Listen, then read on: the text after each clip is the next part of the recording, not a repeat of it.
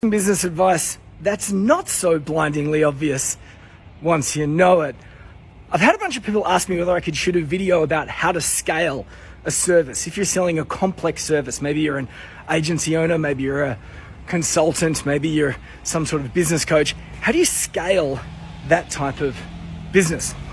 Well, I want you to imagine two indices, one running from left to right on the screen. This is high complexity to low complexity.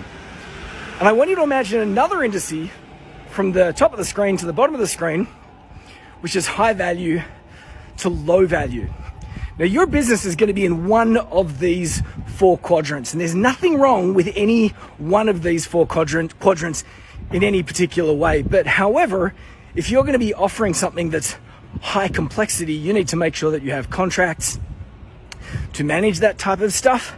And if you're dealing in high value versus low value, you need to make sure that you've obviously set up your business to have appropriate margins. So if I was to look at, for example, top left, high complexity, high value, that would be something like building rocket ships for NASA, right? That's when every single project is bespoke and it's different. And that's where a lot of people live.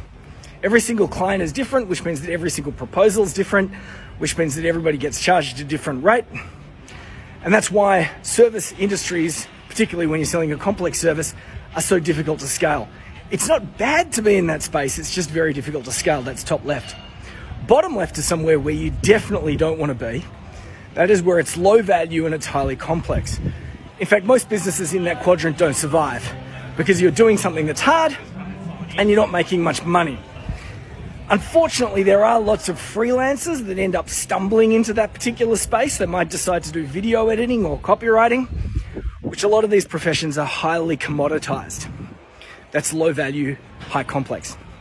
Now, on the right-hand side of the quadrants, we've got low complexity. Bottom right is low complexity, low value. So that might be getting a banner design done on Fiverr, right?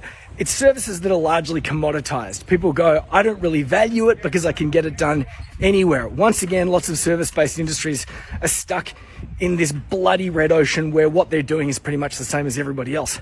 Top right, however, is where you're offering high value, low complexity. And this is the quadrant that you want to be in if you want to scale your services. So how do you do that? How do you get into that top right quadrant where you are doing high value, low complexity projects? Okay, if you want to get in the top right quadrant, there are three things that you got to get right. First and foremost, you need target audience clarity. The reason why we need that is you need to get to a place where most of your projects are largely the same. They're not bespoke, they're not complex. So for example, if you're a web developer, you can do websites for everyone. Every project is different. Every project is complex. Or you do websites just for dentists. And if you're doing websites just for dentists, most of your projects are going to end up the same, which means that you can quote the same, you can run the project the same, you can streamline your marketing, and your marketing gets so much cheaper because you're focusing on one target audience, which is dentists. So the first thing that you need is target audience clarity.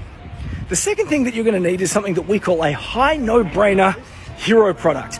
Now, if you'd like me to shoot a video on high no-brainer hero products, leave a comment that says high no-brainer hero products, or just write high no-brainer and I'll shoot something on that. But as I said before, most people are caught quoting for all sorts of different random projects, and they're often big projects with long time frames. Remember this, smaller promises get bigger conversions. So if you're clear on your target audience, you can offer a high no-brainer product, which is a way to get your customers and clients into your door. It might be a scaled back version of what it is that you do on a bigger picture, on a grander scale, or it might be one small chunk segmented.